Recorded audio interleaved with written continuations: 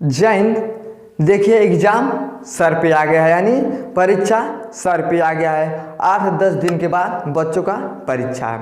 अब जितने भी लोग पढ़ने वाले होंगे सब लोग परेशान होंगे, अरे यार हम परीक्षा में कैसे जाएंगे, कैसे बैठेंगे, कैसे लिखेंगे, वहाँ क्या कहना पड़ेगा, क्या नहीं कहना पड़ेगा। यानी 50 सवाल उनके दिमाग में चल रहा होगा कि हम जाने के बाद क्या करेंगे।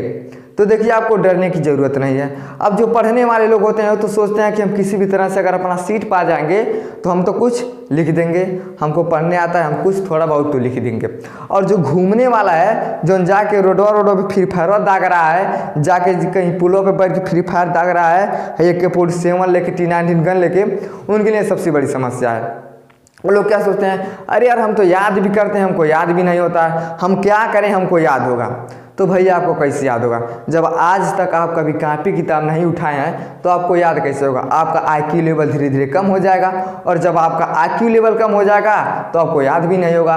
और जो लोग सुबह शाम 2 घंटे 1 घंटे पढ़ने वाले लोग होते हैं, उनका IQ लेवल क्या होता है, धीरे धीरे बढ़ जाता है, जिससे उनको याद करने में ज़्यादा समस्या नहीं रहता है। तो आप कभी भी याद करिए तो ये नहीं कि जिस तरह से आपको किताब में दिया गया है ठीक आप उसी प्रकार से रटिए। आपको ऐसा नहीं करना है। आप अपने भाषा में समझिए कि अगर दिया हिंदी में तो हम भोजपुरी में उसको याद कर सकते हैं, वहाँ पे जाकर हम हिंदी में उसको लिख सकते हैं। आपको ये नहीं कि अरे यार ये तो मिस्टेक हो गया, हमको ऐसे नहीं याद करना चाहिए। आप किसी भी तरह से याद कर सकते, भोजपुरी भाषा में भी आप याद कर सकते हैं, बस आपको लिखना है हिंदी भाषा में। तो ऐसे में लोगों के पास बहुत समस्या आ जाती, बहुत टेंशन हो जाता है कि हम जाएंगे क्या लिखेंगे क्या नहीं करेंगे।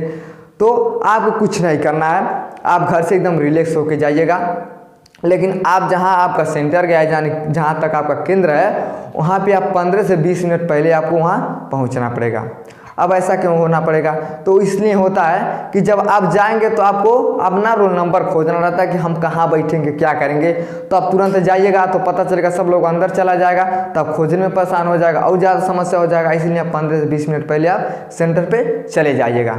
अब वहाँ जाने के बाद होगा क्या, तो ऐसे पहले ही बोर्ड पे लिख दिया जाता है कि फला रोल नंबर से लेके इतना रोल नंबर के बीच में रूम नंबर पहले में या रूम नंबर दूसरे में है।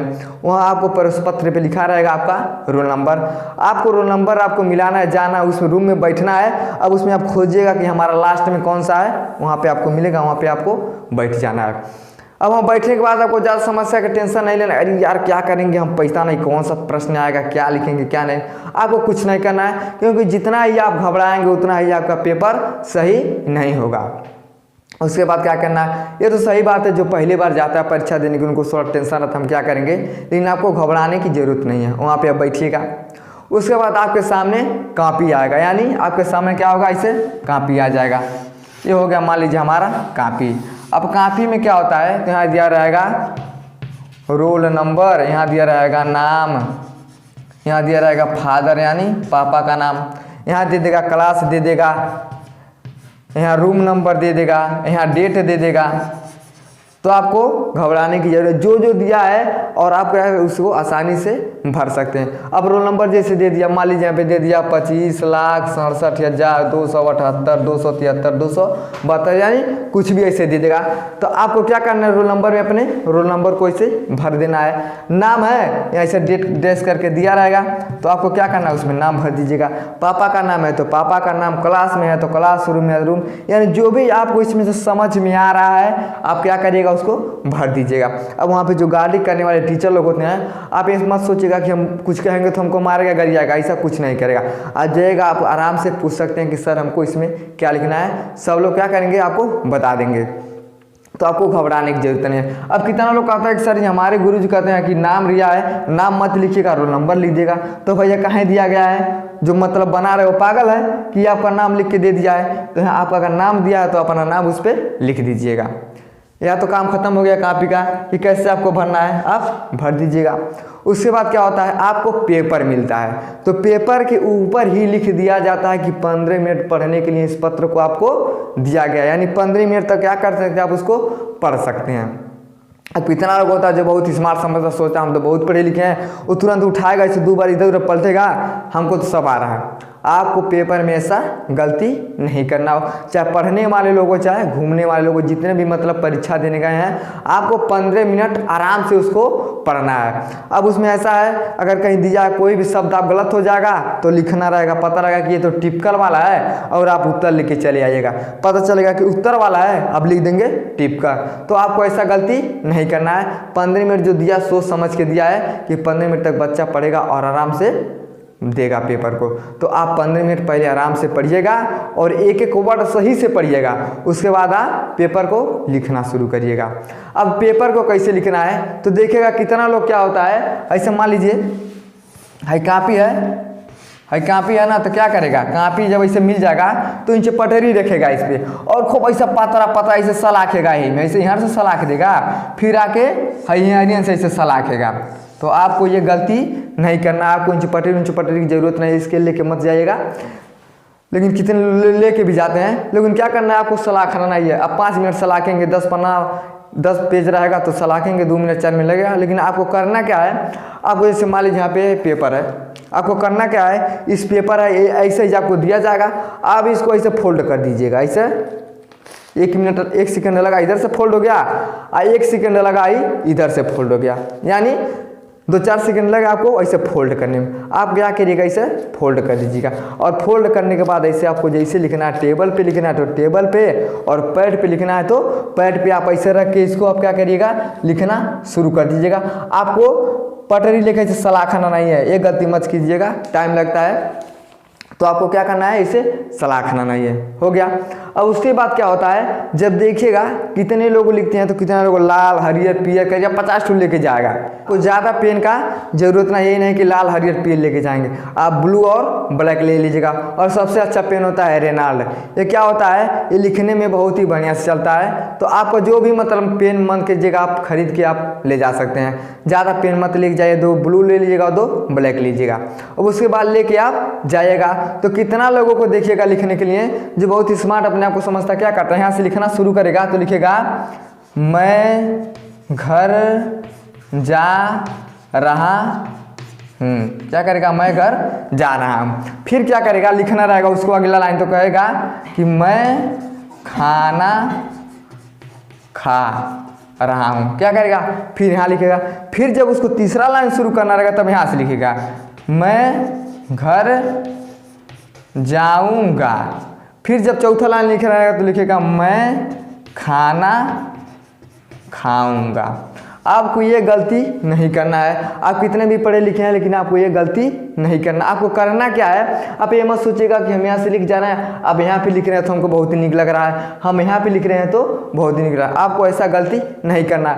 आप जब भी लिखिएगा, यानी जब भी आप पेपर पे, यानी जब भी आप कापी पे लिखिएगा तो जो पेपर का प्रश्न दिया रहता है तो सबसे पहले आपको करना क्या है, तो यहाँ पे जब फोल्ड हो जाएगा कापी तो यहाँ लिखना है आपको प्रश्न।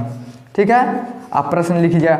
और जब प्रश्न आप लिख लेंगे तो आपको पेपर से देख के कापी में प्रश्न को नहीं लिखना है। आप क्या करिएगा, ऐसे डैश दे दीजिएगा, यानी ऐसे डैश दे दीजिएगा। उसके बाद सीधे आप लिखिएगा आंसर, यानी उत्तर को ऐसे लिखिएगा, उत्तर को आप लिखिएगा। और जब आप उत्तर लिखिएगा तो जो भी आंसर लिखना रहेगा तो यहाँ पे लिख दीजिएगा मैं घर जाता हूँ।